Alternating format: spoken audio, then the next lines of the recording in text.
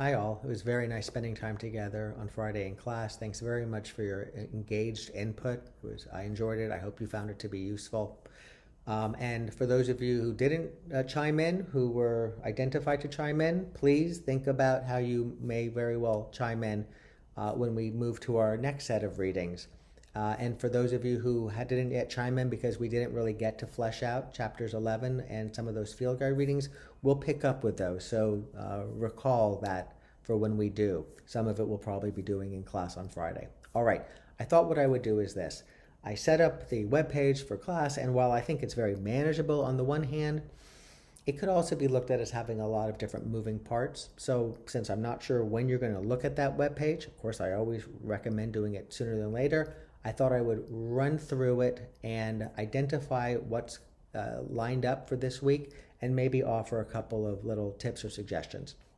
What I might do is at the very, very end, I might say a little bit more about some of these items so that if you want to stay on for that, you can learn more about that. But to just get a sense of where it's going, I won't over-explain any of these items until the very end. All right, so readings. We've got 2 readings from the book.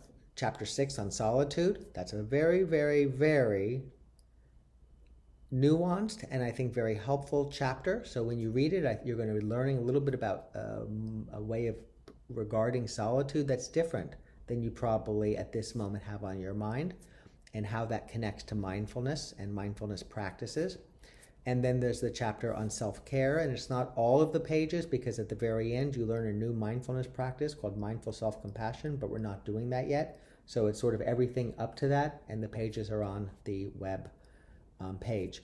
I've decided not to yet have us move on to the chapter on awareness and then the chapter on mindfulness. So we're very close to base camp. We're almost there. And that's because some of you in our small groups requested that we not do a new practice for the first time at home, but we do it together in class. And so the open monitoring practice will be the new practice that we learn. And so we'll save that and then the reading of the chapter for next week, when we will have an opportunity to do that practice together in class. All right, there are also 2 readings from the field guide. One is a very short one. It's a 2-pager. It's the healing capacity of genuine listening. That's the piece I wrote with my father. It's in the medical context, but I think you'll be able to readily extrapolate it to the legal context. And it builds on our do not interrupt discussion, which we will every single week talk more about. So the do not interrupt instruction practice is ongoing for this semester. I very much enjoyed, it was Milagros primarily with whom we talked about that, and we'll be having those types of conversations with your examples in class as we go, because it's building and integrating more and more of what we are exploring more broadly. There's also a chapter, it's a little bit longer, I think you're going to really enjoy it. It's in the middle of the field guide. This is the new field guide that was handed out in class. Chapter 6 by Dan Harris, his book 10% Happier, and the name of that chapter is The Power of Negative Thinking. I think it's about 33 pages into the field guide. I think you'll really enjoy that. It's another easy to read, very interesting. He's a great writer, he's very funny, and there's a video that's sort of a companion to it in my estimation. He did a sort of before the book came out. He was a journalist, and he was with Nightline. So he did a Nightline segment. It's about 13 minutes long, called "The Long Journey to Becoming 10% Happier." His book is called 10% Happier. I think you'll very much enjoy that recording. I encourage you to watch it sooner than later because I think it's yet another sort of inspirational or interesting and easy to absorb instruction, so to speak, or piece of entertainment. Okay, the paper topic, you'll see that there is a 1-page form that you click on that will invite you to check some preferences that you might have regarding topics and to write a little bit about why you might be interested in that topic. You'll bring that to class with you, and that's not an exhaustive list, so you can be thinking about other ways that you want to integrate mindfulness, something that matters to you, in the paper you write. And as I mentioned in class, we'll be meeting one-on-one to flesh this out after, in a couple weeks, you submit an outline. And I'll give you instructions and information and suggestions for that outline. All right, This moves us now from sort of the things we're reading and watching to the mindfulness practices themselves. So because we are still with the body scan and we have our focused attention, this week alternate body scan and focused attention. And if you're a body scan fan, do more of those than focused attention. If you're a focused attention fan, do more of those than the body scan. But the idea is to keep both in mind, to stay familiar with both, and you have some options here. So I'll leave this for the website, but it involves, doing something with the crayons indoors or outdoors, doing something with music indoors or outdoors, and that you can weave that into and make that the object of attention for your focused attention practice. So just some options that you might want to draw upon or not. That's entirely up to you. All right. You'll continue to observe your observations or write down your observations in the practice journal, and you have a new practice journal, and you start with the first page. And remember, we're carrying over our number from the last number in the previous practice journal. If you forgot your number, many of you took a moment to get it before you turned in your field guide, just email me and I'll let you know what that number is. All right, the PMP. Now, you all have done a wonderful job over the course of the various weeks with PMP1, PMP2, PMP3. They're all almost identical. We've just changed one little thing for each one. And we're getting to the point as we get to base camp where you'll all sort of move off in whatever directions you want.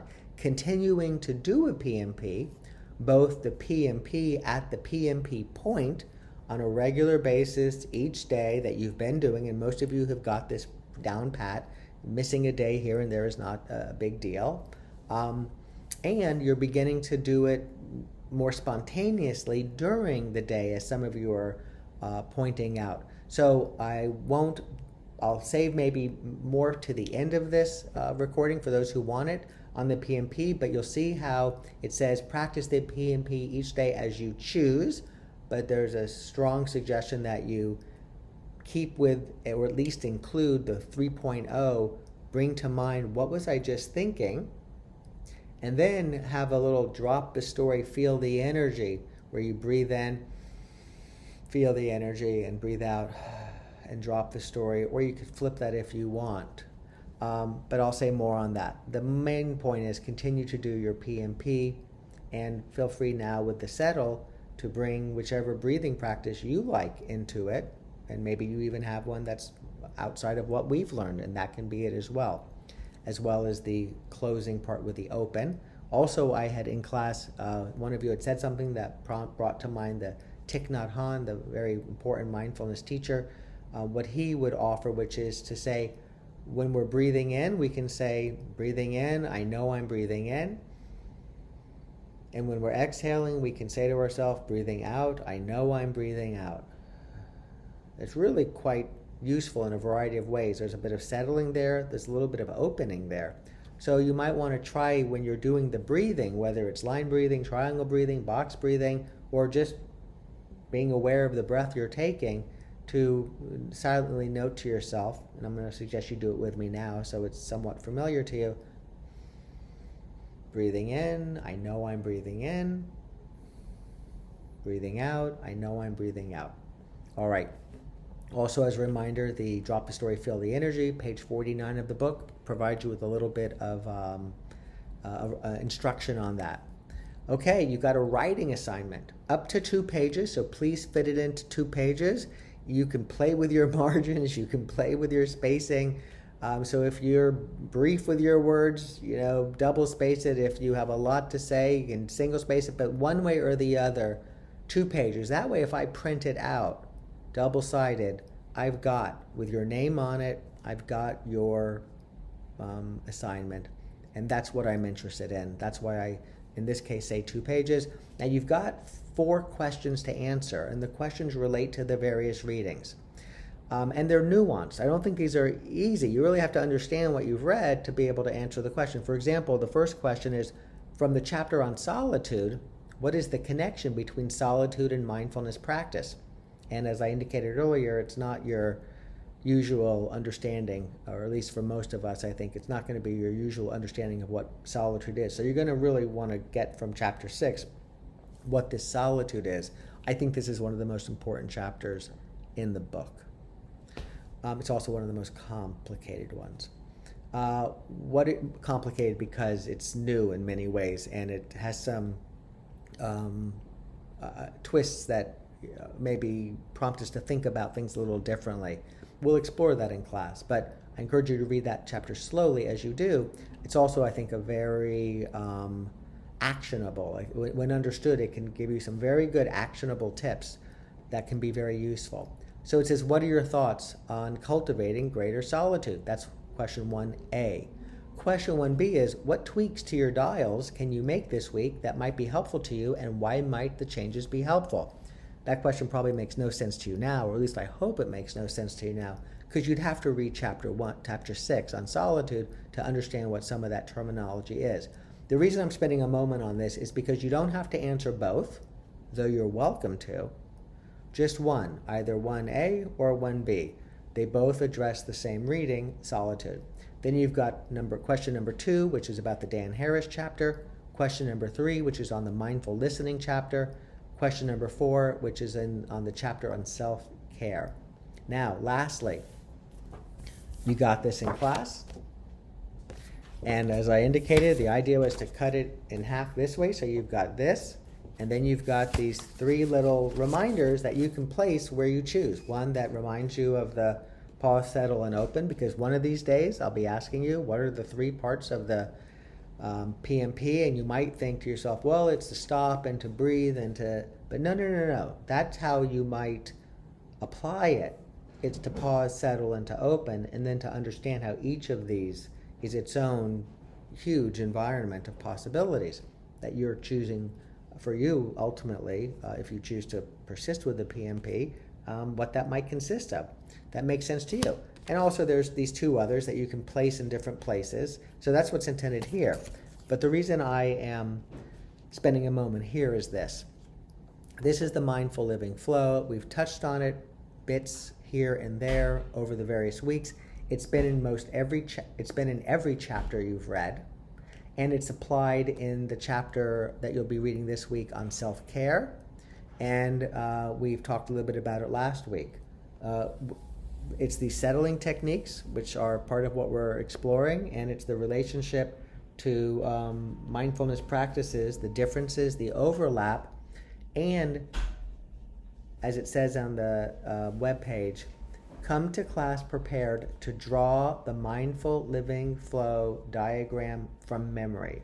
That is to say, by now, having had it in many of the chapters, having had it applied in many of the chapters, and as we're now going to begin to talk about it, like we could talk about the snow globe, we want to have it down so that we're not spending time as we're talking about it trying to remember where was that on the diagram, or what did that mean. And so when we're in class, we'll talk about more of what it means, because that can be something that can be fleshed out more fully.